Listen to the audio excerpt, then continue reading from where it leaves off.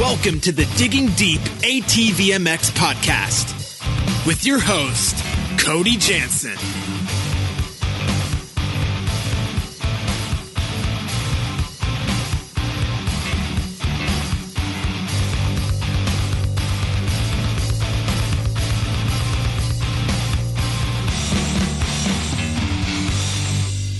What's up, everybody? Welcome back to episode 7 of the Digging Deep ATVMX podcast, brought to you by CST Tires and hosted by me, Cody Janssen. The ATV Motocross season has officially come to an end. Last Friday was the finale at Ironman, and the event truly lived up to all the hype.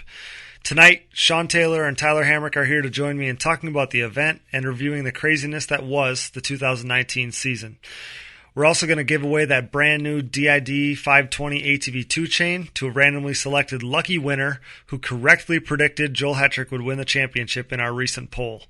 So I guess that counts as our Evans Powersports Coolant Sight Lab segment. And speaking of our fantastic sponsors, I'd like to thank them before we dive in. Thank you to our title sponsor, CST Tires, CSTTires.com. The Pulse MXR tire is the cheat code that enabled Thomas Brown to be the fastest rider on the racetrack in the final moto of the season. Join the CST takeover or prepare to be beat by someone who did. CST Tires, where passion meets the ground. Thank you, SSI Decals, for their support of our podcast and presenting sponsorship of our live show at Redbud. SSI Decals, makers of the highest quality graphics in the industry, clean swept the podium at Ironman and every other pro race all year. No job is too big or too small. Make your identity stick with the baddest ass graphics in the industry. Thank you, SSI Decals. Thank you, DID Racing Chain and their 520 ATV2 X-Ring chain. You can thank them for our featured guests each week, as well as this chain that we're giving away tonight, the absolute best in the industry. Thank you, Forworks Carbon, for coming on board. Their 2020 rider support period is now live. Head over to their social media pages or website for featured products, discount specials, and to apply for sponsorship now. Thanks, as always, to Evans Waterless Powersports Coolant. Upgrade to Evans now to avoid overheating and boil over next time you hit the track. Use discount code DIGGINGDEEP20 at checkout to save at evanscoolant.com. Thanks to DP Brakes, the unquestioned leader in motorsports and powersports braking. Keep your eye on our social media accounts for a DP contest coming soon. Winner of the contest will join me and so many others in outbreaking the competition thanks to DP Brakes. Thanks to Blenders Eyewear, whose Life and Forward Motion brand is the perfect fit to partner with our podcast. You won't find better shades for such an attractive price anywhere else. Use discount code DIGGINGDEEP20 to save on the trendiest shades on the market, blenderseyewear.com. Thanks to Oats Overnight. Life is hard. Make breakfast easy. Simply combine with milk before bed and enjoy your to-go breakfast in the morning. Overnight oatmeal loaded with superfoods, perfect for athletes. Use discount code DIGGINGDEEP10 to save at checkout, oatsovernight.com.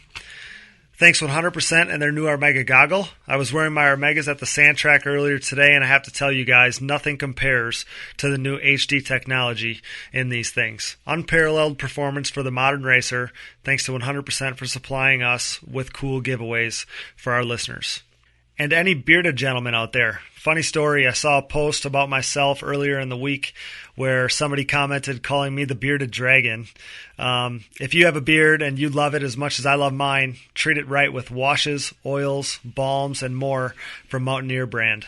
I've been using these 100% all-natural products for years now and absolutely love them. Use discount code Cody's Fave in all caps.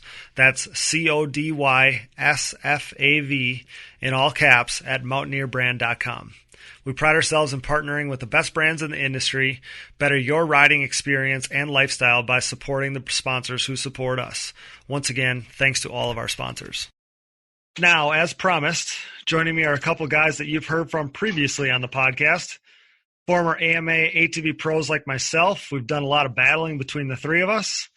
Say hello to Taylor. What's up, Shawnee T? What's up, man? And Tyler Hamrick. Thanks for coming out. Hey, Bill. how's it going? Yeah, awesome to have these two. They're rejoining the show. They've been on in the past a couple times, and both of them were gracious to give up a little of their personal time to help me review the Ironman Pro Only finale here. So Sean and I were both at the event in person. Hammy spent race day wishing he was there. So I hope that we can kind of bring an array of angles. And with that, I think we should dive right in, guys. Do it. Oh yeah. All right. So, we all know that the event was in conjunction with the Pro Motocross finale.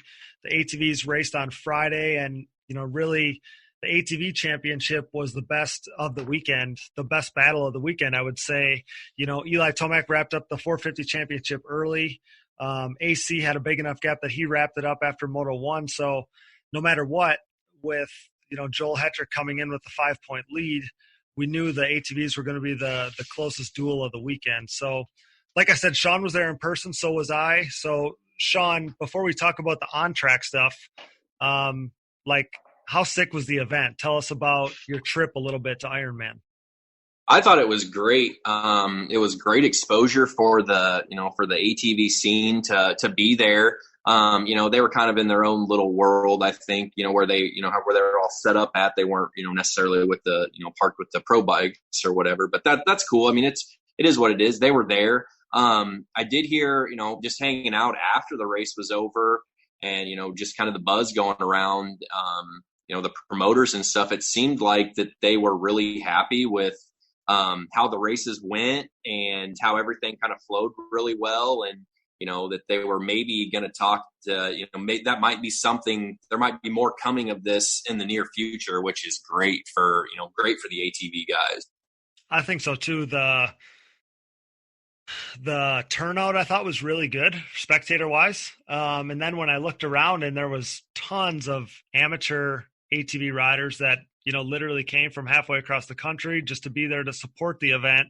And then let alone past pros like you, past legends like Doug Gus. I mean, it was like the who's who of guys there to support it, which was really cool. And, I talked to one of the promoters and one of the event people at the end of the day, and the event kind of started it was questionable in the morning, to say the least. Like it was muddy. Some of those guys were worried, and it came full circle because by the end of the day, I don't want to get into the racing part already, but by the end of the day, it was perfect. Like being at a dirt bike event, I think people were a little nervous that having having bike ruts on the track, stuff like that was going to maybe impact the racing. And in my opinion, that it didn't hurt at all. Like the track ended up being really racy. I was seeing people were, social media were posting, everybody got there early, and, you could see water spots and puddles in the pits. And, I reached out to some people has it been raining there or what? And dude, all summer long in Iowa, we went through a dry spell to where it was hot. Humidity was over 100. We hadn't been getting any rain. Like the lake that I live at was down. We hadn't got any rain. And then the weekend before the race and during the week, we got 4 inches of rain and over 4 inches of rain in probably 3 days. So, and I knew St. Louis was getting hammered with rain, and that, that's kind of in the same, the way that the radar and stuff was going up there. So when I got there, probably 9:00 Friday morning. And I heard that, everybody's talking about, the track's pretty muddy. They tilled it really, really deep yesterday. And then, then it rained and stuff. So it was really questionable. Everybody going out that first qualifier was questionable if they were going to go for the riders meeting, but we didn't know if anybody was going to go out. Absolutely. We got there shortly after you would have got there. We got there right before that first qualifier. So we make our way right up to the track, and I'm trying to figure out what's going on because everybody's kind of in the mechanics area. Just keeps doing starts. There's only 1 or 2 riders going around the track. Well, then when the riders got close, you could see why. I mean, it was obviously deep. It was pretty muddy. Wesley Wolf's family was telling me that they got a pretty good amount of rain the night before. So that obviously had something to do with it. And then it must have got pretty ruddy because they groomed the whole track before that first qualifier, they told me. So again, everybody was concerned on how this was going to go because it didn't probably start off on the best foot, but it got better every time they were on the racetrack, and the racetrack made for really good racing. So when we were talking, there were some of us talking, and it looked bad in some spots. And then I knew there were some other spots that were really, really deep and like they could barely get through there. In which I assumed they would fix that. The track crews that were there for the weekend, I assumed that was going to get fixed. But for them to, the rest of the track, they were just going to have to be out there and, making laps to make it raceable. And that was like the one thing that I was concerned about with even going was, as for the championship side of it, I didn't give a shit who, won the championship type of thing. But for the event itself, I wanted those guys to go out and be able to put on a good show because who was, there was a bunch of people there that, they were wanting to see, how these guys were, raced on, on stuff like this. They'd probably never, seen this type of level of racing, I would say. Absolutely. I just wanted the ATVs to be able to showcase what they're capable of. I think that was everybody's worry because I was even getting some messages. I posted on my story, the show's story, that some guys were sitting out till the second qualifier. And I was getting some messages about it. And I took a video of, I think Parker was one of the only ones that didn't have big tires, at least in the qualifier. And I took a video of him going through a section and he got stuck in the middle of the rut because it was that deep without those big tires. He ended up getting stuck. So like I said, go ahead. It was really bad after like the bridge, where they go under the bridge and they go that turn. It was really bad down in there. I think that was probably one of the worst spots on the track, I would say. Which shows that they got rain because that's like a low spot. I think it always seems to sit there. Yep.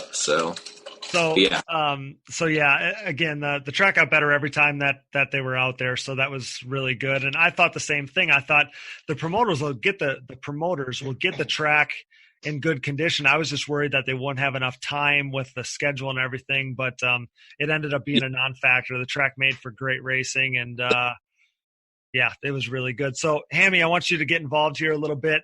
How bummed were you that you weren't able to get it?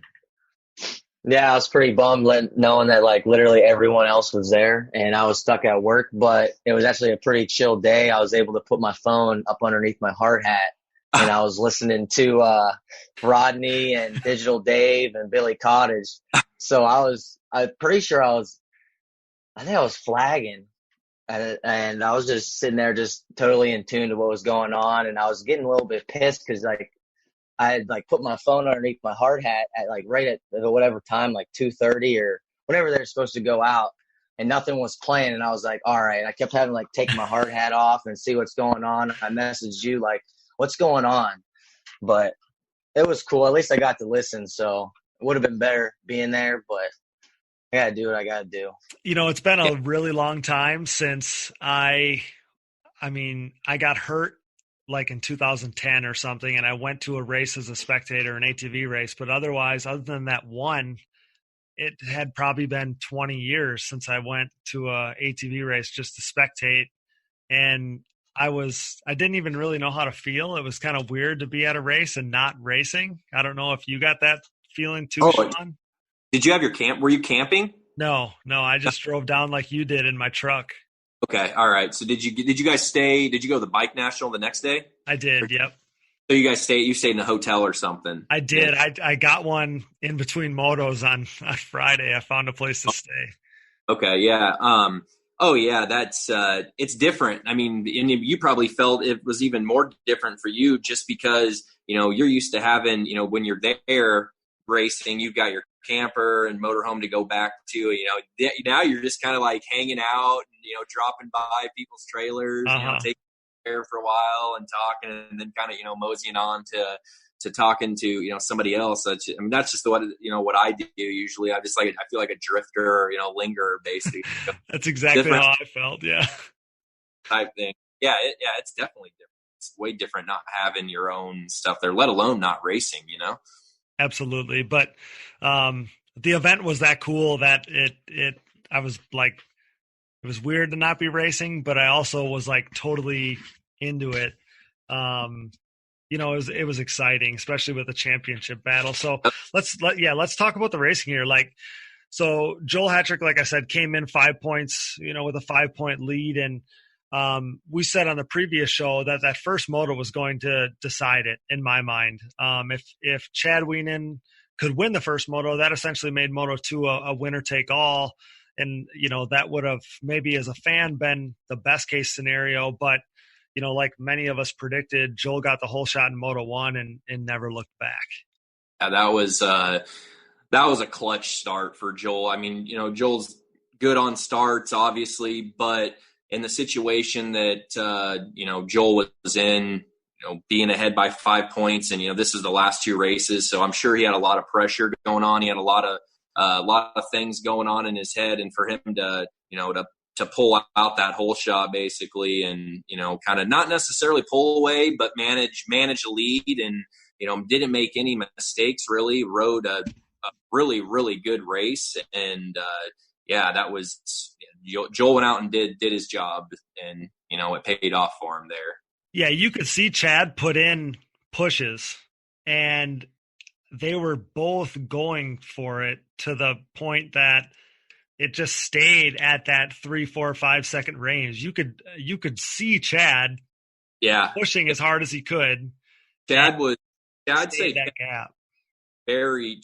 pushing to, and I would say that since they rode with the big tires that first moto, most of them, I think everybody other than I think maybe Parker didn't have big tires. I think everybody else had big tires. But, yeah, you could see Chad was definitely riding at a level that you don't really see Chad riding at. He was making some mistakes in some turns, but I think that's just because he was trying to push. So, I mean, he had to do something, you know what I mean, to try to close the gap. And he ran a couple laps there. They put in some heater laps at the end of the race to where it was like, wow, he's reeling them in a little bit. But I think Joel responded to that and, just kept hammering it out. So.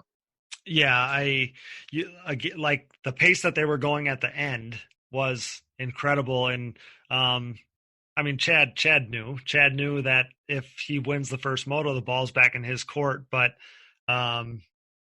he left it all out there. I think it was clear, but they were both going like nearly the same speed.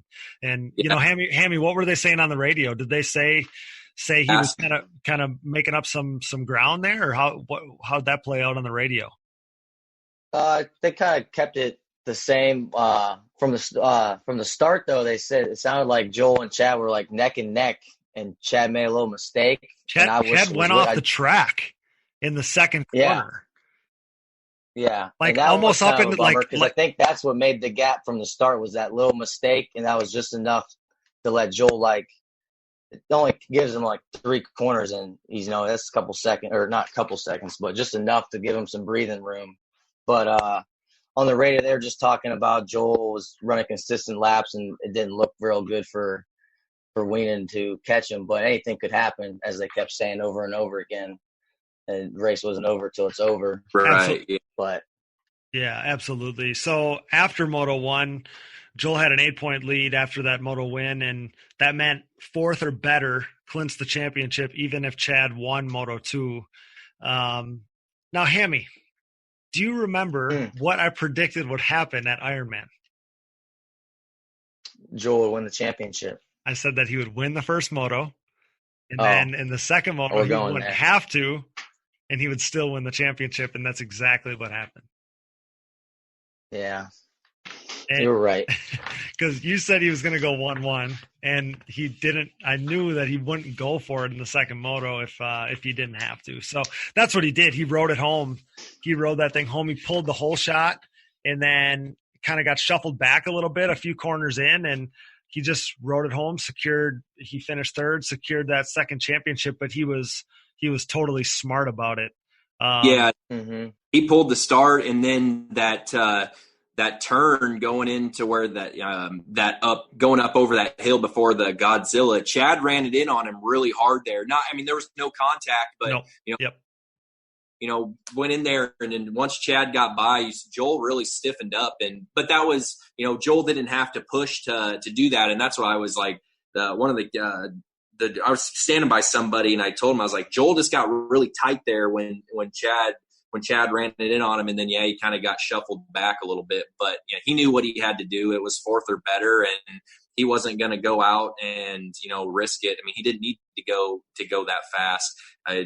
Even listening to him, Joel's on the box a lot when he's riding, and he's he's always on the box, it seems like. And when they were hitting that big tabletop, I mean, you'd hear him coming up to the face of it, and as soon as he'd be in the air, it'd quiet. And I mean, when it'd land, then he'd get on the gas. I mean, he wasn't on the box at all. And I even said something to him after the race. I was like, man, you were just not riding. You weren't riding like yourself out there. It was just crazy to see that you weren't. I don't know. He just wasn't himself. But it was kind of cool to see that. He was relaxed, I think, in the position that he was in, and he didn't need to chance anything. So absolutely, it was probably unnatural for him to be riding, just even if it's that half a step down, because he's used to just going for it. And if it was me, like even in my championship earlier this year, at the end, like in the last moto, all I could think about was my bike braking. Oh yeah. I'm assuming, that was probably in his mind too, maybe because it was only that race earlier in the year, he had suffered a couple DNFs at that actual track. So that DNF when he's sitting in third is going to be the only thing that's going to keep the championship from going back to him. And he kind of suffered a DNF like deal the year before. So I'm assuming he was thinking about that and babying that machine to the finish for sure. Yeah, given the conditions, the track was like that spongy. It was if you walk across it, like it's dried out, but if you walk across it, you can kind of feel it being soft. And I'd heard a couple of guys were saying that that's in spots that's what it was doing. So that's kind of hard on the engines, for the most part, just being it kind of loamy and they're running tires. That first moto. So yeah, I was nervous about that too for him. If, a bike issue or something like that, a mechanical. Me too. We were actually watching time qualifying and how deep it was. And I'm literally listening to clutches get fried.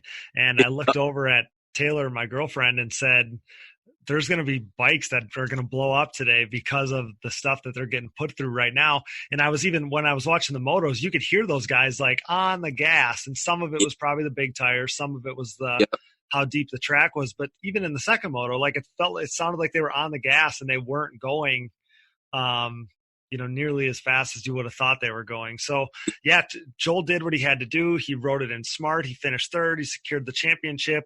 Ahead of him on the racetrack, Chad won the second moto and the overall. He came up, I believe, 3 points short of the championship. But, man, Thomas was flying. Thomas Brown was flying in the second moto. He was all over Chad the entire race. He gave him literally all he could handle. And for people that saw some of the video coverage that came out afterwards, one time Thomas stuck it in there so hard that he almost endoed when he got together with Chad. Yeah, Thomas was going for it. Thomas definitely had his areas on the track to where he was faster than Chad, and then there was some spots. You heard Chad on the podium comment that there were some spots that were really one line to where Chad could rest and kind of manage the race pace in those areas, and then knew where he had to pick it up to where Thomas was, potentially could make a pass on him in those areas. And Chad staying on the big tires that moto, and then Thomas being on the small ones. But yeah, Thomas was on fire. It was fun to watch, and it was good for Thomas to end the season on a note like that, because I think that, like we talked about earlier, he's had a little bit of, a few mechanicals this year, where he felt like he could win and stuff. And, for him to end it like that, battling for the lead, he could, maybe set fire for him for next year to where he could, come out swinging at the opening rounds, which is awesome. Absolutely. And you mentioned it there. The tire difference, I think, was also key. I didn't even necessarily notice that the tires were a factor until we got down to the podium, and Chad had stuck with the big tires and Thomas was running the little tires, which I think allowed him to be a little more aggressive with his corner entry speed. And in general, those little tires are just a little bit easier to ride. So Hammy, I believe you have some inside info on Thomas's second moto tire choice. Is that correct? Yeah. Someone close to Team Brown was saying that Thomas came off the track after the first moto and was saying that the bike was pulling funny with the big tires, and they really didn't think nothing of it. And I guess Big Bill Cottage decided to check the tire pressure, and I guess one of them were like completely flat. So they hurry up, did a tire swap right before the second moto to the smalls, and that ended up being like a good thing that he ended up checking the tires, and it was just like almost like out of luck that he ended up checking them, because Big Bill Cottage I don't think goes to any of the races. So him being there and just thinking, hey, I should check these things, So actually he was going to go with big tires, and it was kind of by chance that they checked the tires. It's low, and now they put the little tires on, and that, I think it had to have helped him go as fast as he was in that second moto. So they swapped after the parade lap then? Yeah. Is that what? That must have been. I don't know when. They must have done it then. I don't know the exact time. I know it was before the second moto. See, because there was a couple guys. It seemed like it was a rush. There was a couple guys at the start of the second moto that were scrambling, changing tires, and I mean, it looked crazy down there. There was guys without their bikes on the line, like trying to hold 2 minutes. It was crazy. So Joel switched to littles before he went down, but they took the bigs. They took the bigs just in case. Okay, I do know that. But yeah, I didn't know that about. I didn't know that about Thomas. That's crazy. But yeah, I knew there were few people. I mean, we watched him pull in and switch, but I didn't know Thomas. I didn't know Thomas had switched right down there on the line. Yeah, there was a bunch of crap. There was a bunch of stuff going on down there. Guys were standing there waiting, and yeah, it was hectic. It was for sure. Crazy. It was for sure. It was incredible. But tire choice was a topic of conversation all day. It just seemed like it kind of got to the point where everybody was running the big tires. By the second moto, it started to change. I mean, they were talking about guys on the radio saying, watch these guys because they got big tires, so they're going to get a good start, and this, that, and the other thing. But I can't overstate how fast Thomas was going. He ran the fastest lap time by nearly a second, and he was relentless in trying to pressure and pass Chad. And Weenan knew he had to get that win for a shot at the title, depending on what Joel did, but he had to win the moto to control what he could control. He did that, and he left it all on the racetrack in that final moto of the season. But I would assume that Thomas knew that if he made the pass, that would have given him the overall, which is probably an explanation as to why he was going for it the way that he was. Yeah. He was really fast after the finish line when they'd come down. They'd come down in front of the mechanics area. Both of those guys were running that outside. There was an inside single there that brought you back out onto the start stretch, and they were both going around that. But Thomas, when he'd come down in front of the mechanics area, he would stagger that rut going around the outside and basically cut across it. And he wasn't necessarily standing up because he was leaned off to the side, for the weight. But he was crouched to where he was partially standing up, and he was super fast there to where he would gain. If he hit it right, he could pull up on Chad a little bit going around that first turn. And there were sometimes Chad would pull a little bit, but that's where I noticed where Thomas was fast. That was after the finish line and kind of down all the way through there before Godzilla. Thomas was really, really fast through that area. Yeah, he looked really good. And I wonder if the little tires kept that four-wheeler like a little more stable.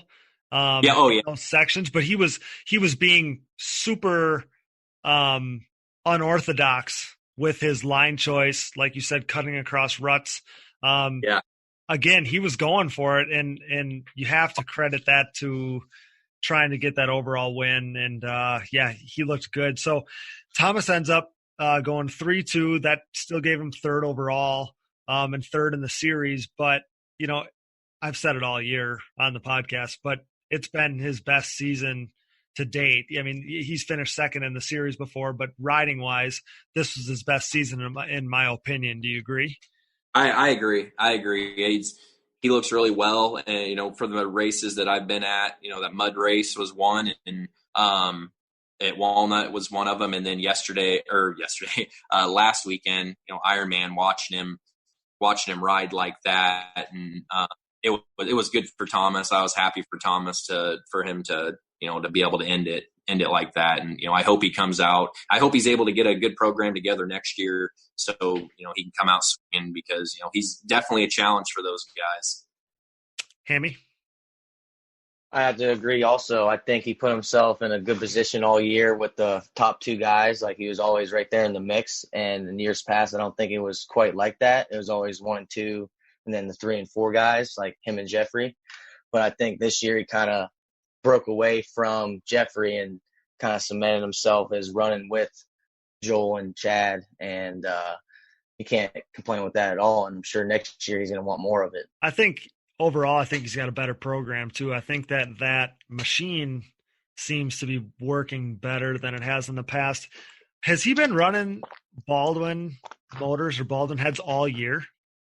I believe so. Okay, well, either way, I think this is the first year it's been a Baldwin motor. I know it's the first year, but I feel like these last couple weeks, these last couple races, I swear they found something, because he went from being maybe mid-pack-ish on the starts to the last 2 races, like Loretta's and Ironman, he was right at the front.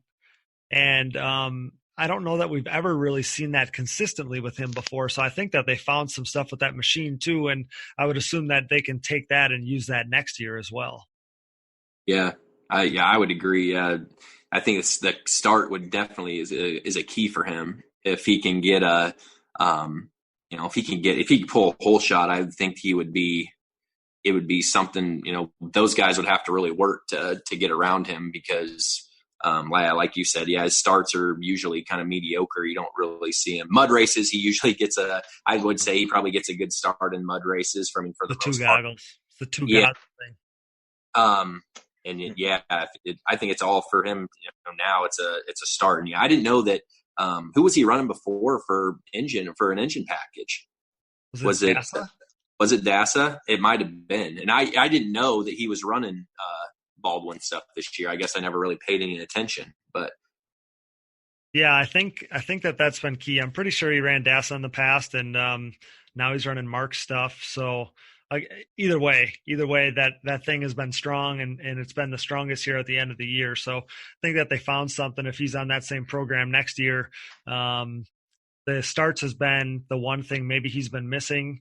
And again, his riding has been top tier. So that's your top 3.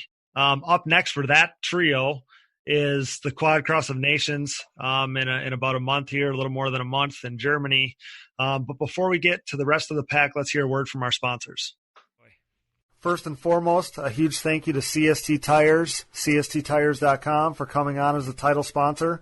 The Pulse MXR tire, available in soft and standard compounds, offers the highest level of traction, most predictable cornering, and superior wear characteristics. Of the countless riders I've turned on to CST tires, not a single one has been disappointed. Join the takeover and upgrade to CST today. Thank you, SSI Decals, for your support and presenting sponsorship of the live show. An offshoot of their parent company that was established in 1947, SSI first took shape from owner Ian Harris's passion for ATVs. After making number plates and decals for riders like Chad Wienen, the brand quickly took off. Today, you couldn't imagine ATV motocross without SSI decals. The graphics maker now supports all the top teams in ATV motocross, as well as GNCC, Work Series, Pro Motocross and Supercross, Canadian Pro Motocross, short course off-road trucks, UTVs, snowcross, and NHRA 6-time world champion Clay Milligan. No project is too big or too small for SSI. Making your identity sick with championship-level graphics. SSI Decals.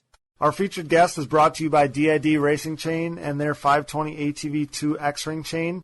This patented X-Ring racing chain boasts a steel alloy construction for reduced weight, increased strength, and a longer overall chain life, setting the standard and making it the optimal ATV racing chain. Pick out the ATV2 chain at your local dealer or wherever DID chains are sold. Wherever you go, go DID. We are also supported by Evans Waterless Power Sports Coolant. Our Sight Lap intro segment is brought to you by Evans.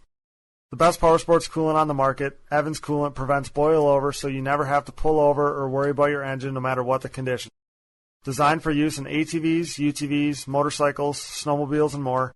Use what the pros use. Choose Evans today. The Digging Deep ATVMX podcast is also sponsored by DP Brakes. DP has been dominating the ATV world for a while now by supporting riders like Joel Hetrick, Jeffrey Rastrelli, Nick Janusa, Baldwin Motorsports, JB Racing, Root River, myself, and more in ATV Motocross. In GNCC Racing, they have all of the top 15 XC1 pros using DP, including the likes of Walker Fowler, Jared McClure, Chris Borich, Bryson Neal, Cole Richardson, and more, not to mention Hunter Hart and the top 4 XC2 riders. These riders continue to appreciate the high performance and impressive durability that their DP brakes have to offer, products that ultimately help place them consistently on the top of the podium. Available at dp-brakes.com, purchase at your local dealer, or even message me for their contact info today. What are you waiting for? Join the best ATV riders in the world on DP Brakes. Forworks Carbon's innovative lightweight products include top-notch seat covers, carbon fiber and plastic hoods, tank covers, exhaust shields, shock guards, and much more. Whether you have an ATV, UTV, or snowmobile, Forworks has goodies that'll make you salivate. I trust Forworks for increased function and a sexier look. Forworks Carbon, always working hard to bring high-quality, innovative parts to the market. Check them out today. Finally, our fan question segment is brought to you by 100% and their new Armega goggle out now. Thanks to those guys for the support and supplying us with awesome 100% giveaways. Not to mention the new goggle that is setting the standard in moto. Now back to the show. All right, so if you caught our Untold Stories social posts, you may have noticed some of the things you otherwise wouldn't have from the final round.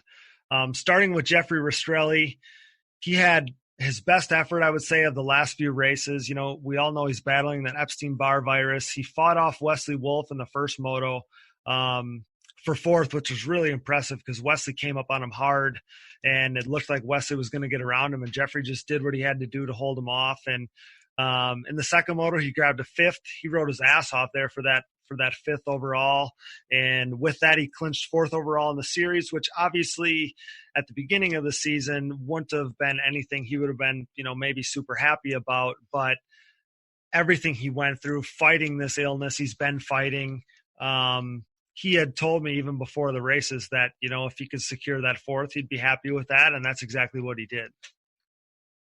Yeah, I would say, kind of when he started having issues and stuff and, like the last, going to the last race or last couple races, he was probably just kind of in like a, protect mode type, just try to finish and, get through. And he told me, I think he told me he didn't ride at all in between Loretta's and Ironman. And I kind of brought up to him, I was like, well, you guys didn't go out for the first, you didn't go out for the first qualifier. So, maybe this will kind of help you have a little bit of energy at the end of the day, to, get you through the motos. And I'd say maybe it helped him a little bit, but yeah, he fought hard for a top 5 finish and, to finish, fourth overall in the series. I'd be happy with that. Now he just needs to, get the rest and, that he needs to try to fight off that virus. And hopefully they got like the same thing with Thomas. Hopefully they got a program that they're putting together for next year and he can come back out next year. Absolutely. I think that he fought that off. He and like you said, I mean, you even see that with Roxon in the motocross side of things. Like they said he was only doing a handful at the most laps in qualifying. So that was a good point that maybe, Jeffrey almost is like starting the day with a full tank, and slowly whittles down. Well, if he's, was able to skip that one qualifier like most of the guys did, that probably kept his tank a little, more full. And he told me that morning he felt pretty good. So he got it done on the racetrack and that was impressive. I'm curious to see what next year looks like for him. I wouldn't be surprised if there's some change with his program because I could see, with the Ford program, Ford Brothers Racing with 2 riders in the pro class might kind of be Mark Baldwin's main focus. I wouldn't be surprised. I don't know that, firsthand, but I wouldn't be surprised. So maybe Jeffrey finds something different. I wouldn't be surprised with that. And so yeah, Hammy, I know your team, Jeffrey, always. What do you think about the way he finished this season there with that 5th overall? Hard fought. Yeah. Obviously I wasn't there, but looking at the results and the lap times, it shows he was there consistently all day. So that's cool. I'm sure he wished he would have been able to get on the podium, but fighting that Epstein Barr, I think a top 5 is just. I'm sure he's happy with that to walk out of there healthy and just get ready to recoup for next year. And I'm with you. I'm wondering if he makes any changes. I'm wondering if he go back to PEPs, if he changes who does the motors, if he stays on a Honda. I mean, he's rode almost every bike, so I'm wondering which he goes with next. If he's going to stick with a Honda or go to a Yamaha, or back to a Suzuki, which we know that ain't going to happen. But it'll be interesting. It'll be interesting. I just want to see him get back healthy. So he's got to lock himself in the house the next couple months, and that's the only way to recoup from that virus is to literally do nothing. So hopefully he does that, comes back healthy, and so good for him. I mentioned Wesley Wolf. Wesley Wolf finished right behind him in the first moto. He nailed down 4th in the second moto for 4th overall. That tied his season and career best. So congrats to him for sure. You guys got anything about that? No, I'd like to see Wesley Wolf. He's runs a GNCC series as well, and which I think that's pretty cool for him to. That's a lot of racing for him in the summertime, running that GNCC series and then coming to run the motocross series. I'd like to see him get some better starts. I think he could. He may not have the the speed, like Joel and Chad Thomas, but I think with a good start. You could maybe see him, podium in a moto, with a third, because he's usually, he's knocking or he's right there in that top, 4th position, what this race he was. It's all about starts for Wesley, and I don't think he's never really been a good starter from what I remember. So, maybe he can work on that in the off season, and that can really, change some results for him coming into 2020. The thing that comes to mind when we talk about Wesley is he's one of those guys that's just crazy naturally talented, because even his family was talking to me on Friday morning before the race, and they're like, he hasn't ridden all year. Like literally, he just races. So he's one of those guys, because that 4th, the thing about that 4th too is like he was pretty close. Like he wasn't that far behind those top guys. So that was pretty impressive. And actually in my mind, when we showed up in the morning, kind of thought of him as a dark horse if it was going to stay big tires, kind of a maybe sloppy situation. It didn't end up going that way, but he still tied his career in season bests. So yeah, I mean, out of everybody, probably, everybody out there, he's on the big tires, more than anybody is. Chad, those guys don't go, and then they don't practice on him usually. And you could just see later when the track dried out in that first moto and they got some lines running. And by the end of the race, I noticed it with Joel, and then, Chad pushing as hard as he was when the bike was kind of getting upset going into some turns. It just seemed like it was really beating them up with the big tire. I'm sure they made, some suspension adjustments for the bike, but at the same time, them guys aren't used to running those big tires for that long at that pace. Absolutely. That's why I think, like I said, you saw it play out firsthand where Thomas was just able to be super aggressive, where Chad kind of had to bide his time, get into the rut, and then go in some of those corners. So yeah, you're onto something there. Wesley does a lot of racing with them big tires coming from cross country, and he had a hell of a day, 4th overall. Brandon Hogue was the odds-on favorite for Rookie of the Year coming into the event. We even held a poll. He was, like I said, he was the fan favorite for sure. Yeah. Heading into the event there, he clinched it with a 6th overall. So congrats to him on Rookie of the Year. Yeah, definitely. A huge congrats to him. He really came on strong, I feel like, at the end of the year.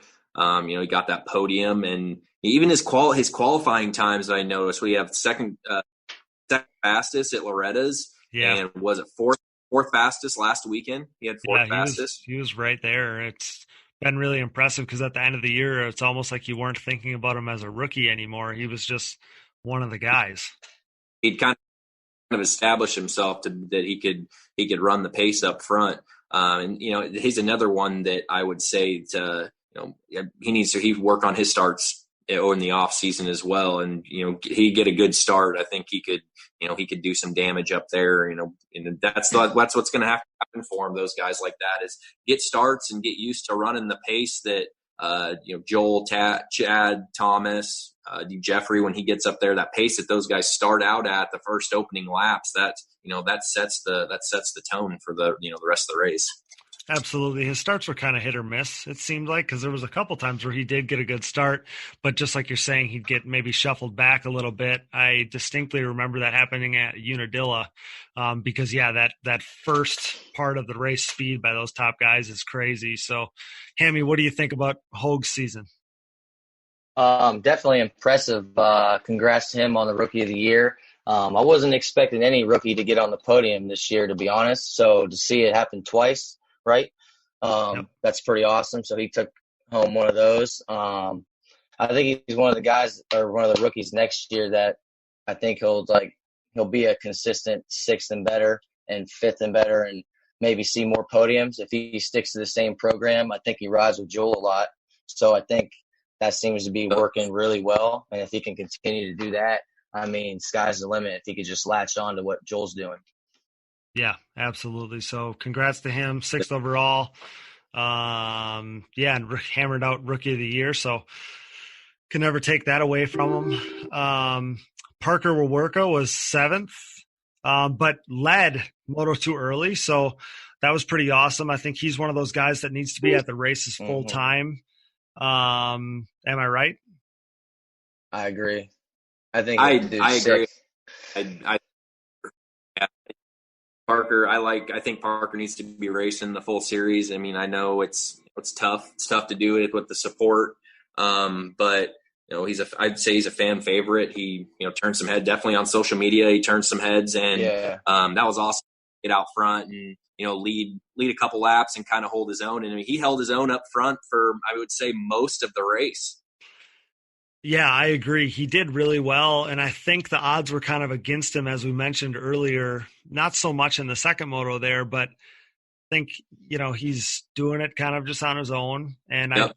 I don't think that he had any of the big XC-style tires that everybody else did, like I mentioned earlier, and he was just fighting through it with the little tires, and it was a really good showing for him. It was cool to see him up front early, and he kind of looked the part of a guy dicing it up at the front. So that was really cool. And I think he even rode better than that 7th overall that he nailed down on the day. So he was 7th. Nick Janusa was 8th, and he just didn't get the starts that he needed.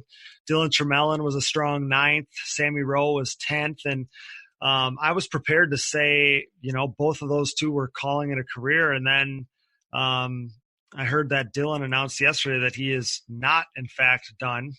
So I think you'll see both him and Sammy Rowe on some sort of limited kind of schedule in 2020, but it sounds like they still will be around. So that's a good thing. Sammy run the full series next year. Sammy's not running the full series. No, I hadn't heard that. So I was just wondering. I think Dylan's doing. I thought I heard Dylan maybe doing that District 6 series, which is the Pennsylvania series, and the New England series, and maybe a few nationals possibly. That's what I heard too. Yeah, but because originally I read a post about them saying that, that they were done. That's what I got from it, and then he posted that video.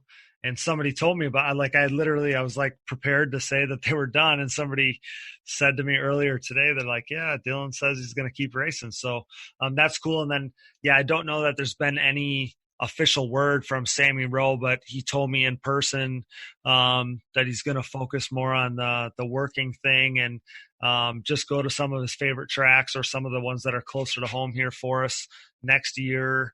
And, he might even, just race Pro-Am or, race Pro-Am until he's kind of that'd be cool into, full-fledged pro shape. But it was good for him. He finished top 10 at the race, but he actually did because Sammy's had some tough luck this year, and he was able to get into the top 10 in points there at the last race.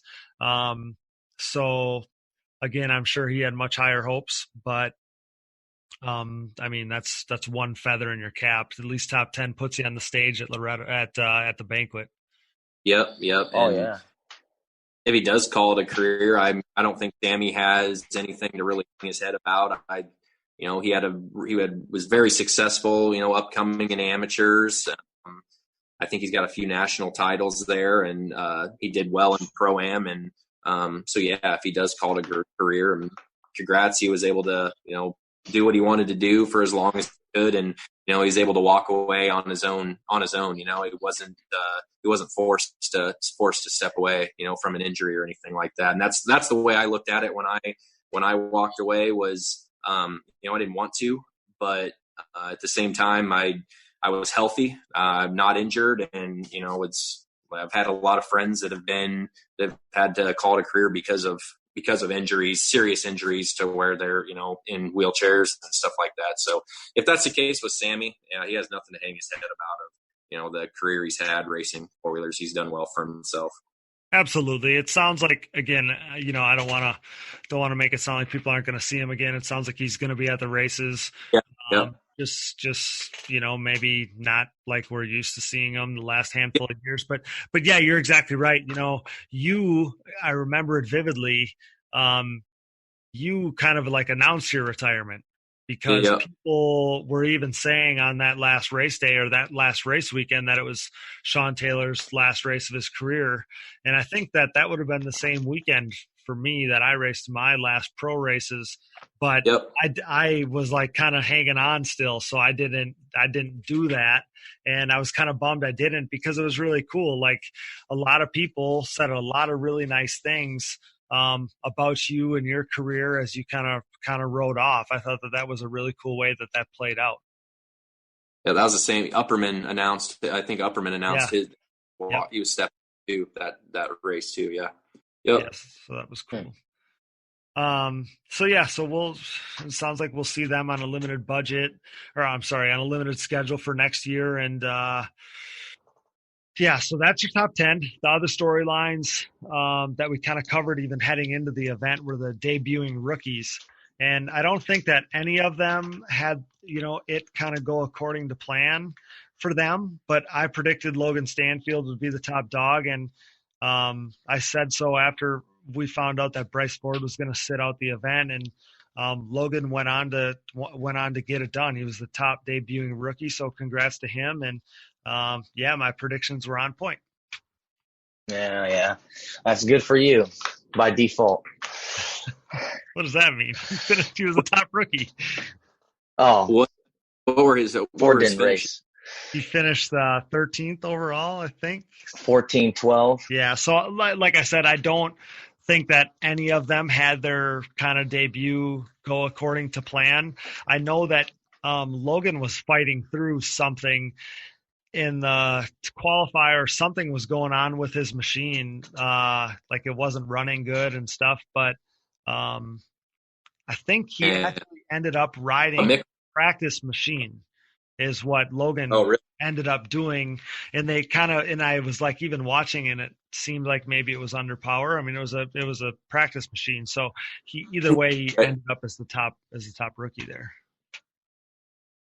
Yeah, I know Noah Mickelson had electrical issue. They had to put he DNF'd. At one point in time, Noah, I think, was running 7th in Moto 1. Yeah, they were talking him up on the radio big time, like he was like up there. So I'm looking at the results. It's shocking. And I went under the tent, and they were pulling the tank and stuff off of it. They had a wiring harness rubbed through, or a CDI box broke, and it ripped the wires out of the harness. So they had to put a whole new wire harness underneath that machine really? They barely made the gate for Moto 2. So I know that as I was even looking at the results, I'm like, well, my prediction wasn't right. And then, come to find out, Stanfield ended up being that top rookie. But yeah, Mickelson was in the mix. It seemed like in both motos early, but specifically that first moto, he was up there and was doing really, really well. And he was the next guy in my notes here because he qualified in the top 5, which was pretty incredible for a person that's just debuting in the pro class against the best racers in the world. He was only there. He was like one of the only, 3 guys that went out for the first qualifier. Absolutely. He went out. Yep. Yeah. So he was really impressive, and it's going to be exciting to see what he does next year, because he's one of those kids that has a crazy amount of speed and a crazy amount of talent. Yeah, definitely. I'm excited. That's what I didn't know until the week of that he was making the jump up, and yeah, I was happy for him. I mean, I was around him a lot when he was younger and coming on mods and stuff, and yeah, he's got a lot of talent and a lot to offer in that pro class. So it'll be exciting to see what he can do and to get him training and get him in shape. And yeah, I think he'll have a good season. Yeah, it'll be a lot of fun to watch. And missing in action, I gotta mention this. Missing in action was Wes Lewis. He had to miss the event, welcoming his first child into the world. So obviously, good decision on his part, because it happened the morning of the event there. So congrats to him and his family. And again, we're covering storylines here, but the event itself surpassed my expectations 100%. It really did. Like I was worried about the way the track was going to shape up, and it ended up making for great racing. It kind of didn't even hit me how cool it was until the very end of the day when we were standing on the hillside I was kind of on the side of the podium there, and I looked to my right, and the whole hillside is full of, spectators for the podium ceremony. And we were there on Saturday for the bike race, and obviously there's a ton of bike fans. I mean, it said that it was the biggest Ironman national ever, but there was more people standing at the podium celebration for the quads than there was for the bikes. And the JGR guys were there. There was an array of people there. So the event just completely surpassed my expectations. Yeah, and I think there was some pro dirt bikes. I know Freddie Norn. They said Freddie Norn was hanging over the fence, swinging a towel. That's exactly what I have in my notes right here.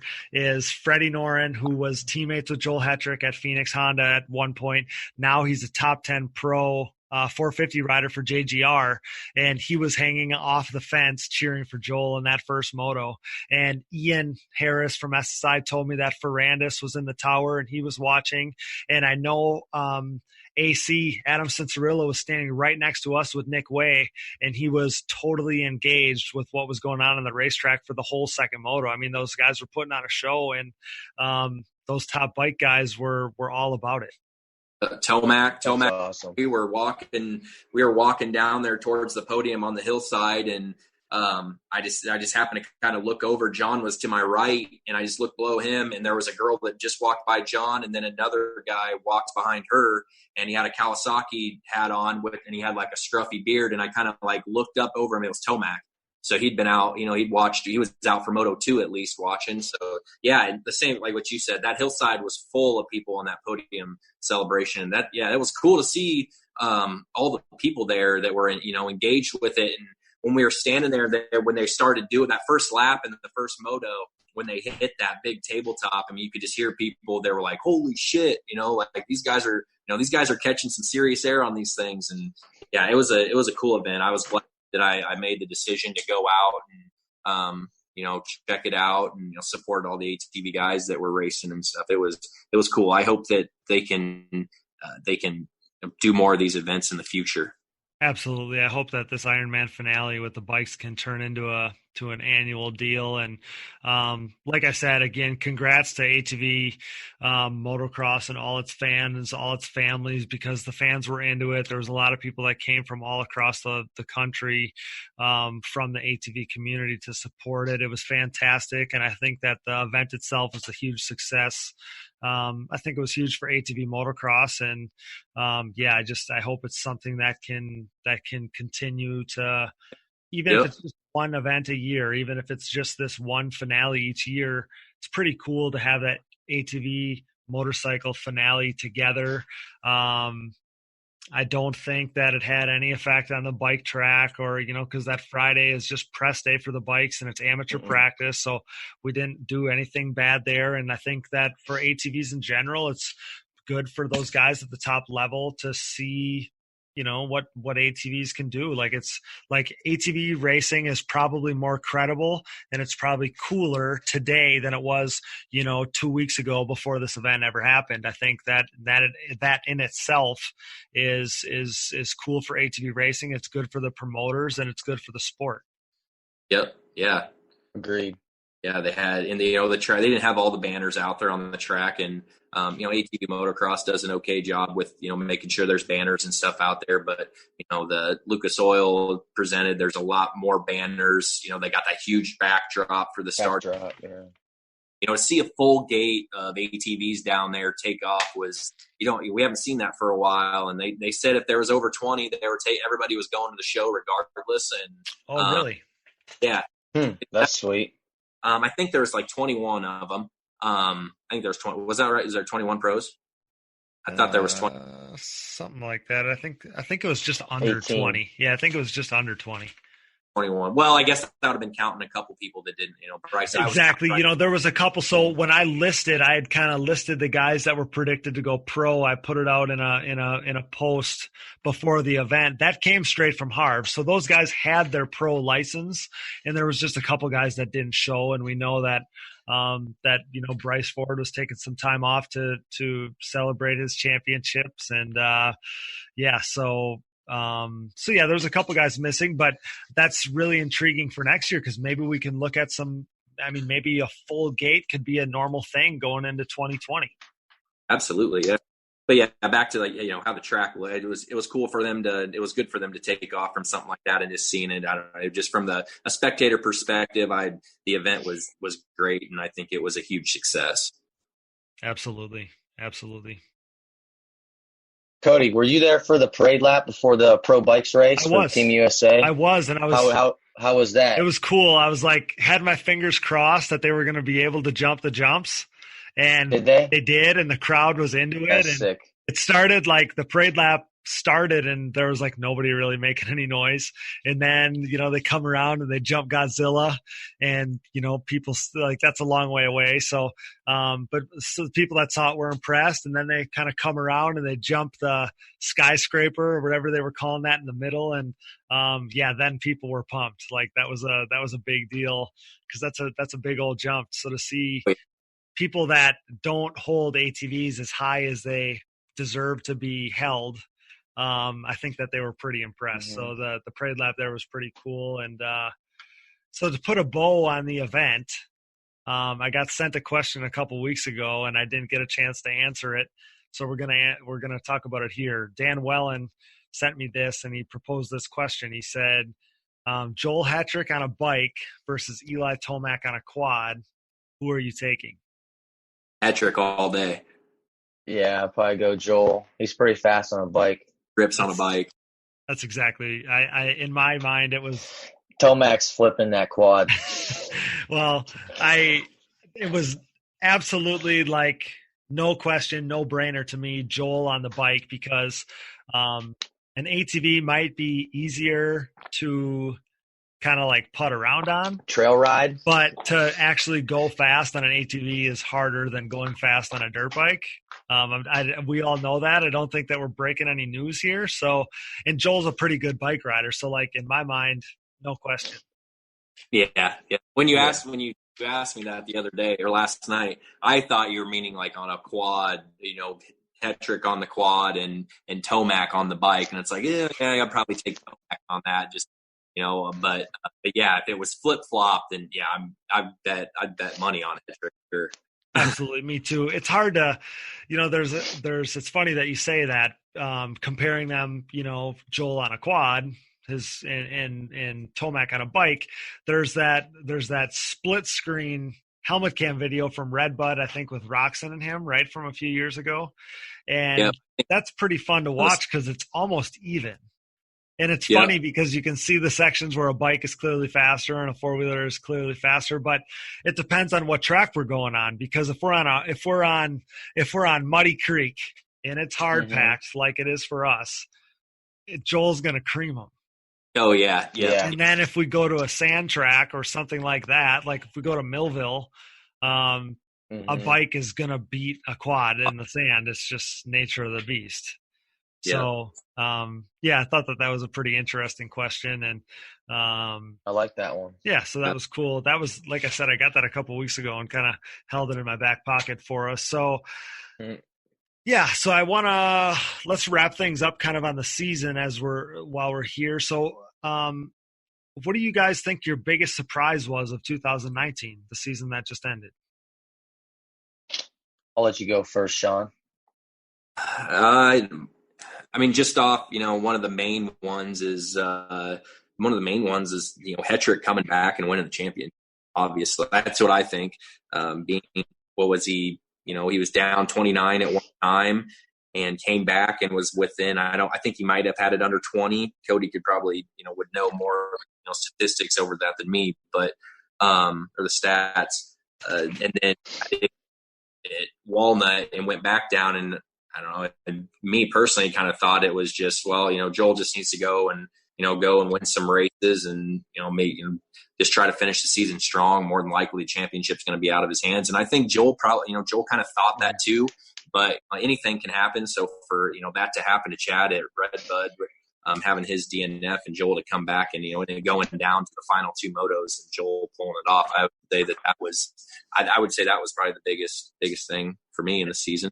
Yeah, and before you answer that, just to comment on Sean's take for a second, but I don't even know how to explain it, but it was like what happened to Joel last year happened to Chad this year. It was both. Yeah. Mm-hmm. It was very close to the end of the series. Like, I don't know if it just balances it out. And like Sean said earlier, like, I'm not team either one of those guys. Like, I cheer for them both. I'm friends with them both, I don't want to see anybody have DNFs or mechanicals decide anything. But if nothing else, like, it got it. I mean, Joel just fought and fought and fought and fought and fought, and it worked out, and it was kind of even towards the end of the series, and the best man was going to win. And he was clutch, like Sean said earlier. So yeah, that was Joel kind of righted his ship. So good for him. Congrats again on the championship. So Hammy, biggest surprise of 2019. I'm gonna have to go with something similar. I think it was Chad's chain breaking at Redbud. I wouldn't expected that to happen, and just the way the points swang so late in the series. Kind of thought, because I don't know if Joel even ended up winning out at that point, or would that have put him? Chad didn't break the chain, just got seconds. When we did the math, I think with 4 races left, if Joel would have won each moto and Chad would have finished second in each moto, Chad would have won by like 4 points or 6 points. I think it was really 4, though. Okay. Yeah. So see, him breaking that chain, I think, was the biggest surprise, because it totally went from like managing it to like survival mode real quick. Well, we said the stats too. I mean, it had been 7 years since he had a DNF. So. Yeah. Absolutely unreal. So yeah, that was a definite surprise. I can't believe you guys left this for me, but my biggest surprise would have been the rookies. Rookies making the podium. Like, hasn't happened since Joel Hetrick. And then to have it happen back-to-back weeks, Cody Ford at Sunset, and then Brandon Hogue at Unadilla. That was big, super impressive. So that was my biggest surprise of 2019. I was about to add that and say that that was my, the other surprise would have been Brandon Hogue getting on. Congrats to Cody Ford, him getting on the podium. But if you know Brandon Hogue's background and where Brandon Hogue's come from, I'm pretty sure I remember him coming to the races on a 300, and he was coming with families. Brandon's family weren't coming to the far races. He was coming with somebody else, and the kid's grinded and he's got some support from some other people along the way. He's kind of done it by himself, for the most part by himself. So yeah, like you said, the rookies, Brandon Hogue getting that podium there at Unadilla, and at Unadilla is such a fast track and a high speed track. Yeah. So yeah, definitely. And we know that Jeffrey wasn't at full strength and stuff, obviously. But Brandon passed him straight up late in the race, and he got it done. So he was the next person. I knew that at some point we were going to bring up Brandon Hogue, because I knew if you guys didn't take it, I was going to say that the rookies were my biggest surprise. So the next thing in my notes here was I was going to ask you guys what you think rookie of the year now Brandon Hogue's going to do in his sophomore season. What do you think we can expect in 2020? I think that he's gonna have a successful, second year. He's got a great, team. I guess would you say Tim Detling's his mechanic, and Tim Detling is, very, very good mechanic. I think he runs his own shop out there in Ohio, and I'm excited for Brandon. He just posted today that he's set some goals for himself for next year, and he's gonna work hard on getting those goals. And I think he's going to have a pretty good year. I agree with that, definitely. I think I said earlier, as long as he sticks on that same program and stays with Joel, I think he'll only go up and improve.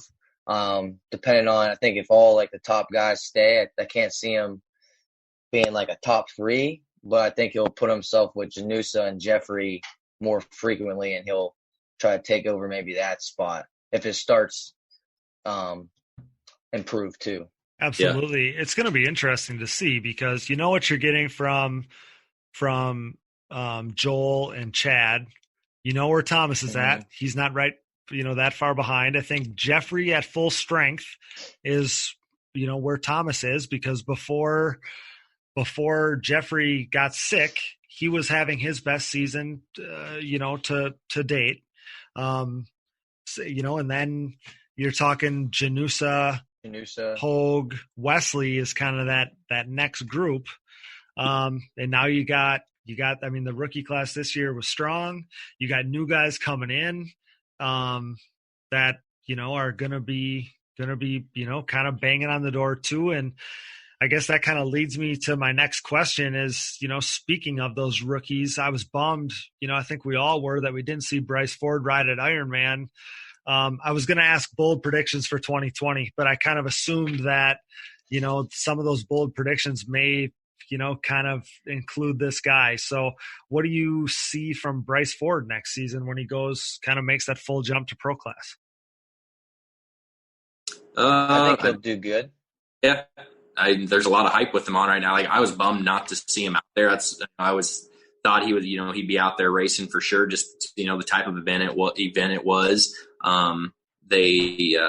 So I thought he would have been racing, and I was kind of bummed that he wasn't, because I wanted to see what he could do. And from what I heard, he's got some serious speed and talent, and you may see him up in the top 5 battling with those guys. I guess we're just gonna have to wait and find out, and see how it goes.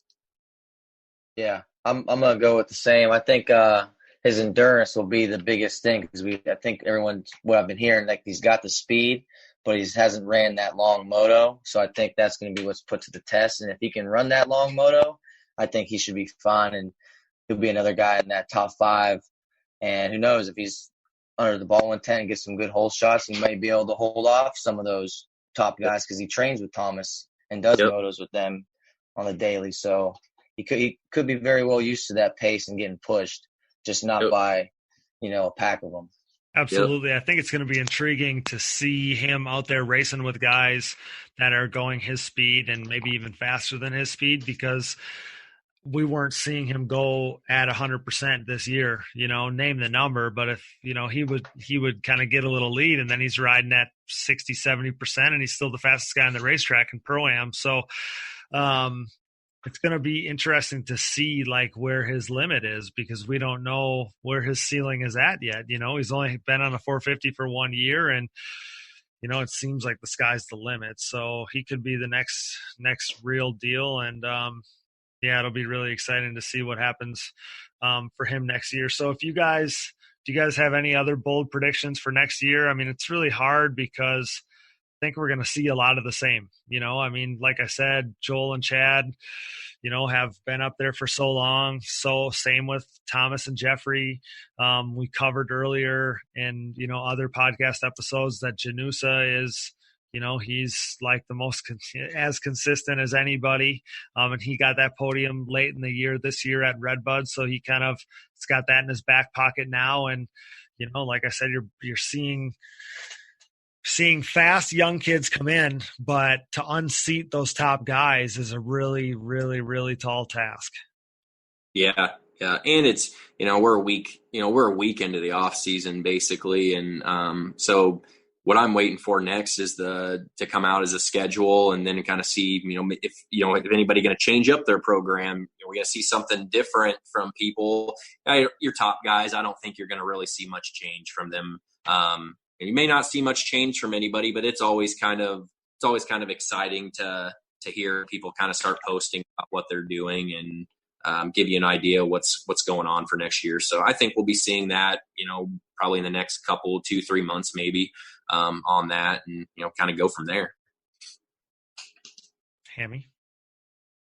I agree. I think next year's going to be about the same. I think you'll see Chad and Joel be up front. I think Joel's going to want to get that back-to-back, his first repeat.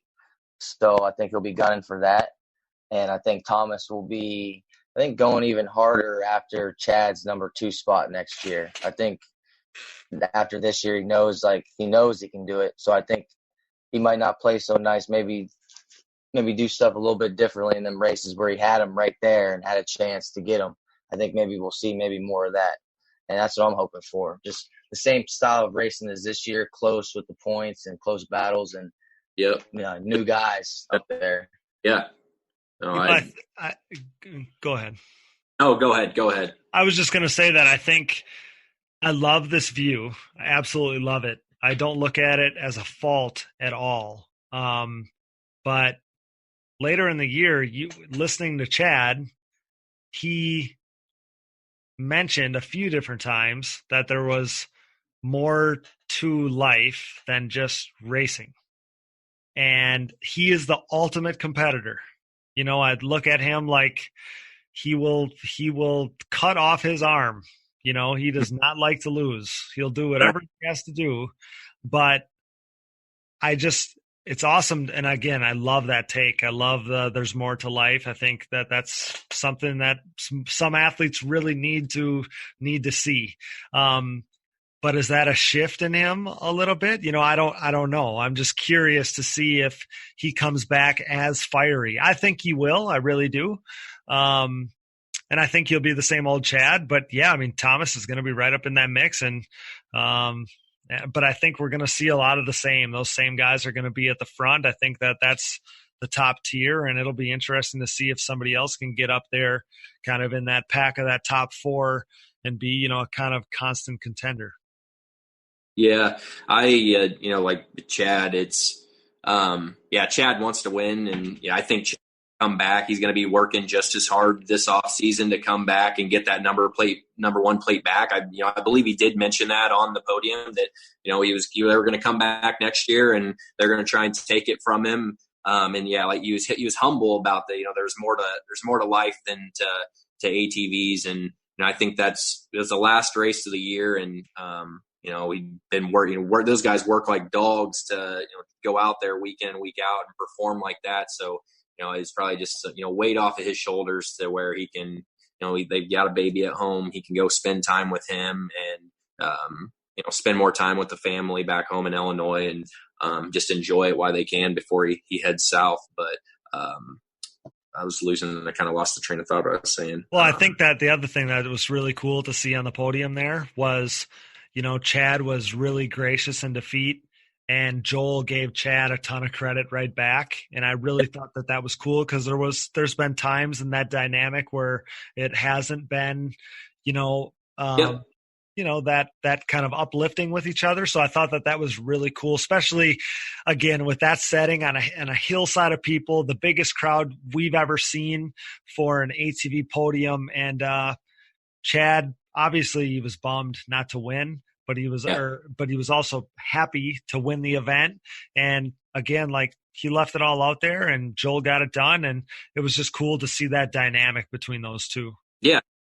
Yeah. And it wasn't, like in the first moto, it wasn't like he gave up when, Joel kind of got, talked about, he was pushing, he was trying to reel him in. And, Chad took the overall there. He won the battle, but he didn't win the war. And Chad lives for it. Just Joel lives for it. All those guys, everybody that's out there, they live for it, and that's why they're doing it. And I think we're going to see a good season next year. I'm excited for 2020 and what's all to come. And it's like us talking about it right now. I wish we're still a few months away, or 5 months first race. Got a long wait, but yeah. Yeah, it'll be interesting. So to end this thing, I don't want to put either of you on the spot and have you predict a champion for 2020. But Chad right now has 6 championships. Joel just got his 2nd. How many championships does Joel Hetrick retire with? Let's see, what's Joel? Joel's 20. 6. 26, yeah. 26. 26. And I don't see Joel Hetrick ever doing anything else in life except for riding a 4-wheeler. I can't see Joel doing anything else. So I mean, I would say that Chad's really established himself with the championships that he has, and I think that Joel's gonna try to do the same. So him retiring, I'm gonna say at least 8. Ooh, that was close. That's close to my guess. Okay. I'm gonna say that would tie Denton, right? Denton has 8. I knew Denton was 7 or 8. That's why I said that, is that he's gonna go. He's gonna be right in that realm then. Joel's listening. He better get to work because he got a lot of work. Yeah. All right, Hammy, how many you got for Joel? I was gonna say 9, just shy of 10. 9. Jeez. I didn't know what the record was, but you guys saying the record's 8. Why stop at the record being 8? If you're still on top and winning, just get the record, call it done, best ever, and then you're good. Get out, call it. Yeah. Right off into the sunset. Could you imagine 8 straight? Well, he just got his 2nd. He's been a pro since 11. He's just got his 2nd. You guys are saying he's going to just start winning everything in sight for the rest of the next decade. Gonna have to. How many are you thinking? I don't know. Man, I don't know that I was going to go that high. I was thinking if he gets to 6, because that's still, that's a lot of winning. If he gets to 6, then maybe he goes 1 past Chad. If Chad were to not win anymore, if say Chad wins 1, okay, Chad gets to 7. Now that puts Joel's trajectory 1 back. So it's almost like it's a 2 championship swing, almost like if you take 1 from one guy and give it to, you know what I'm saying? So, gosh, I think if Chad were to not win anymore, I think Joel would maybe get to 6 and then get to 7, but it's crazy to speculate all these championships down the road. It's a lot. That's a lot of years of racing, to come. That's my point. And all the stuff that can happen, you get hurt and that costs you 1 whole year of a championship, Right. Yeah. Can't factor in that. When did Weening go pro? 05? 06, 05. 06, yeah. So whenever that Carpe Diem movie was out, right? Yeah. So, or Beating the Odds, my bad. Beating the Odds, yep. There was Carpe Diem 4, and he was on Suzuki. On a Suzuki in 4, on Carpe Diem 4. And then I went to Red Bud in 05, and either 05 or 06, and he was pro then on Honda. So I'm just curious on how long he's been in it, and he's got 6. 14 years. Yeah, so 07 he was on the Suzuki. 06 that was 06, at the end of 06 was Beating the Odds. And I think that he raced. Yeah. Because 06 was when he got the podium at Walnut. So I think he did race some races in 05 in pro. Because actually on the podcast, I remember him saying, because in my mind, I'm thinking, how did you know you were ready to go pro? Because he'd talk about his pro-am days, and he's like, I wasn't winning. I wasn't up there. And then he was, talked about being so yeah, he's been in the pro class for like 15 years, and man, he's still going strong. So that's impressive. And I just confirmed it that Gary Denton has 8. So 9. So I mean, either way, whatever those guys do, you got to do a lot of winning to get up to that record. Yeah. Yeah, but do you see anyone else other than Joel or Chad winning a championship anytime soon? Well, it's hard to project this way, but Bryce Ford looks pretty good. Yeah, we talked. He hasn't even raced a moto yet, though. Me saying that is no different than you saying he's going to win 7 more championships. I'd rather put not 7 more on Joel than this kid ain't never raced a pro race. Okay, well, Bryce Ford is 17. So him and Joel raced together for 8 years or whatever. And then if he's on like Chad's time frame. Joel's only 32 then, or 34. Okay. John Natale was winning and at that old. I'm just saying, I think that he would be my next guy. I think I proposed this question to somebody on the last episode, Hammy, maybe you, and I asked who would be the next pro champion other than those 2. Or Sean, I asked you. Yeah, I asked Sean. And I think I said Bryce Ford because I don't know who else you would pick right now. Like I remember this now because I said, how do you balance saying Thomas gets to that level or Jeffrey gets to that level? Like, I'm fans of those guys. So are they who's more likely? Is one of them more likely to get to that top level? Or is somebody like Bryce Ford that you have no idea what his ceiling is? It's just so hard to balance. He's young. Right. Yeah. I mean, he's only 17. Like, he may not get it done right away. I mean, look at Joel. Like, turned pro in 11. And it took him 6 years. Right. Yeah. Yeah. 17.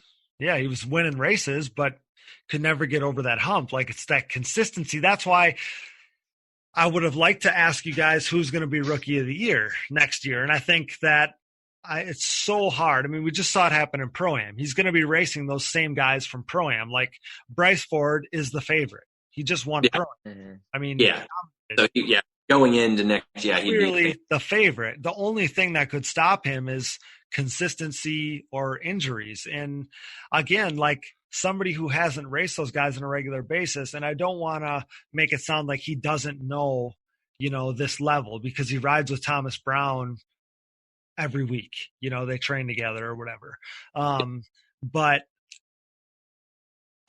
like, when there's guys out in front of you, some people don't know how to slow it down just 1 iota, so you're not on the edge. And I think that was Joel's problem maybe really early in his career, is he knew he had the speed, he just was going for it.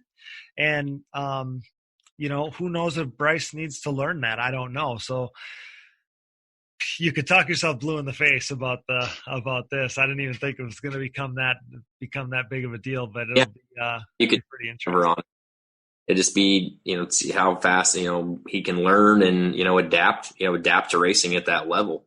It's either he may catch on right away, or it's going to take him, it's going to take him a little while. But yeah, like you're saying, he's clearly the favorite going into, the rookie favorite going into next season. And yeah.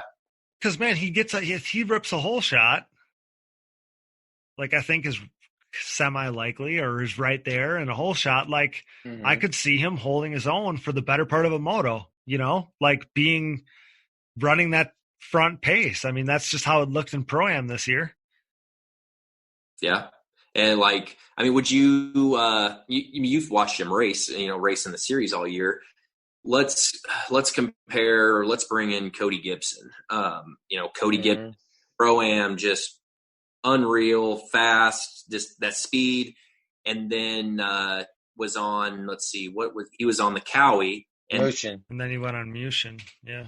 Motion racing in 2010. It didn't do very well. But I don't think you're going to see – he had an injury, I think, in there. I think he crashed and broke a collarbone or something before the season started, maybe. Yeah. You're not going to see Bryce switching. Bryce is more than likely, I would think, going to be on a Honda next year. Yeah. So back to my question, what do you think, Cody, how Cody's speed was? Do you think that's I mean, do you think Bryce is, close to that speed to where, he could hold his own in the pro class? See, there's a couple differences that are key to me. So the one thing about Cody back then is he was waxing like us. We were racing against him in those years, and he was waxing us. And that Pro-Am class was really, really, really fast. And he was waxing. He was winning comfortably and dominating.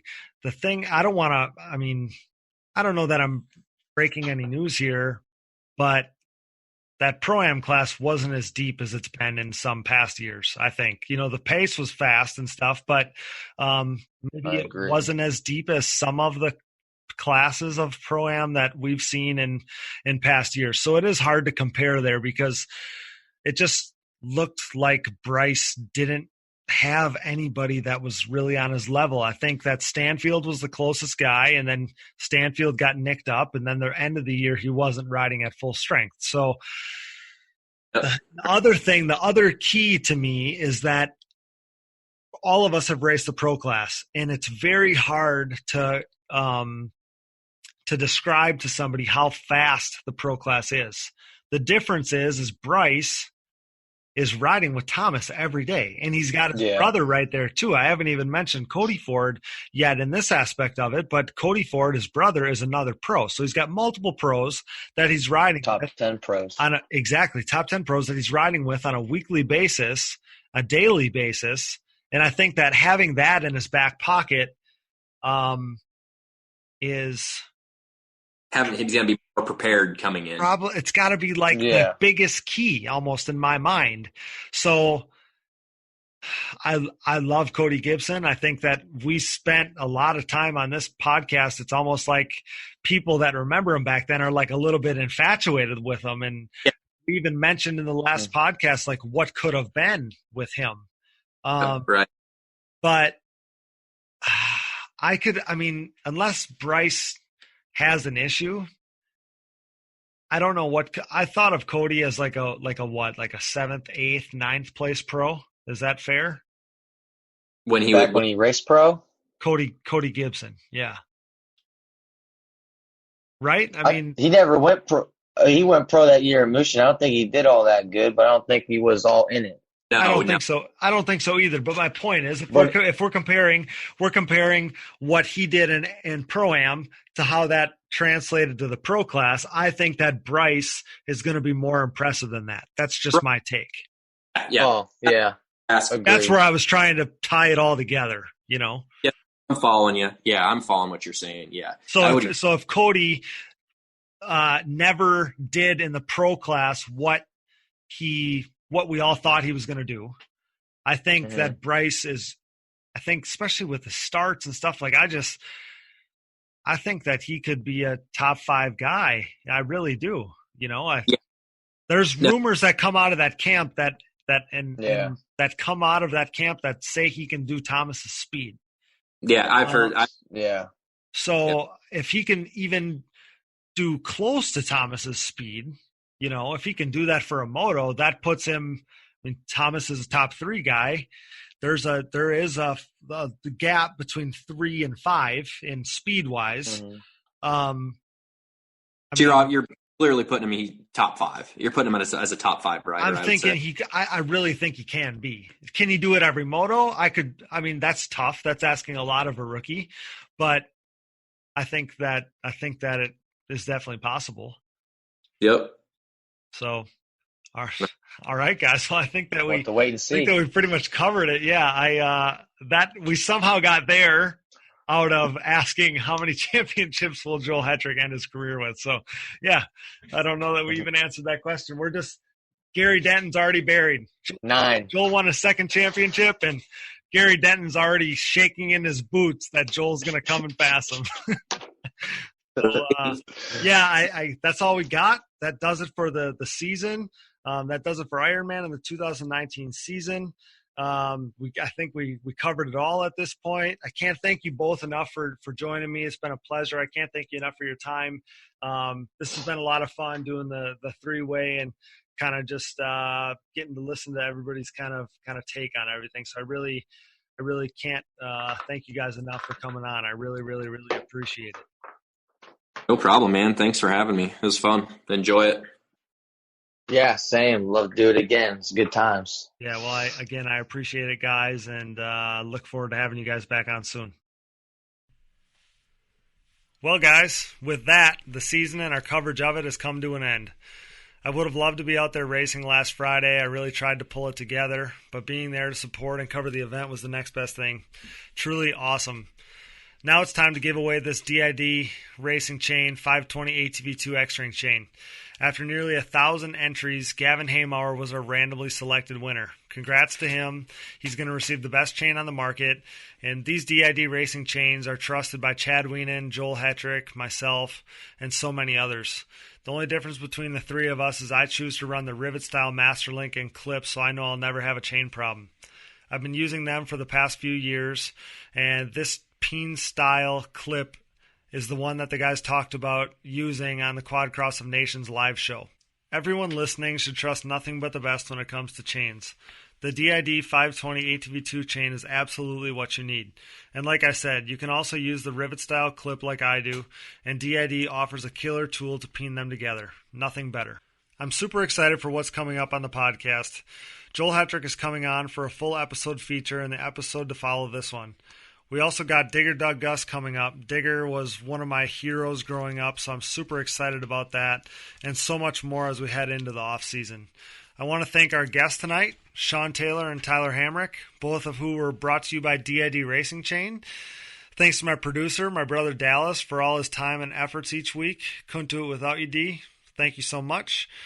Thanks to my better half, Taylor Smith, for her graphic design work. Thanks for making the podcast look incredible. She's absolutely fantastic at what she does. Thanks so much. Thanks to our sponsors, CST Tires, SSI Decals, DID Racing Chain, Evans Waterless Power Sports Coolant, Forworks Carbon, DP Brakes, 100% and their new Omega Goggle, Blenders Eyewear, and Oats Overnight. Remember to support the brands that support our show. Use those codes to save, like on Mountaineer brand, Blenders, Evans, and more. And if you enjoy the show and want more from us, donate via Patreon if you're so inclined to do so. Any added support will keep the podcast around and help us put out more and more content. And if you want to sponsor the show, shoot me a message and we can talk about that. We also have a new call-in line for you guys. So if you have a comment, question, topic, anything you want to shoot us, you may just hear it played on the show. That number is 920-569-3519. Can't wait to hear from you guys. Thanks to all of our listeners. All of you guys rock. Your growing and continued support justifies all the hard work and motivates us to do more. Ironman was another weekend of nonstop conversations about the show. It continues to blow my mind how many people are listening and truly enjoy this stuff. I love it. Again, you guys rock, so keep it up. We have big things planned and coming soon, so to ensure that you don't miss anything, follow myself, Cody Janssen, and the Digging Deep ATVMX podcast on Facebook and Instagram. Subscribe to the page, give us a rating, tell your friends, share our posts. Anything to help us grow the show would be greatly appreciated. Again, awesome show tonight. Thanks again to all involved. I can't wait to have the champ, Joel Hetrick, join us next time. With that, I'm Cody Janssen, and until next time, thanks for listening to and joining us in Digging Deep with the Stars of ATV Motocross.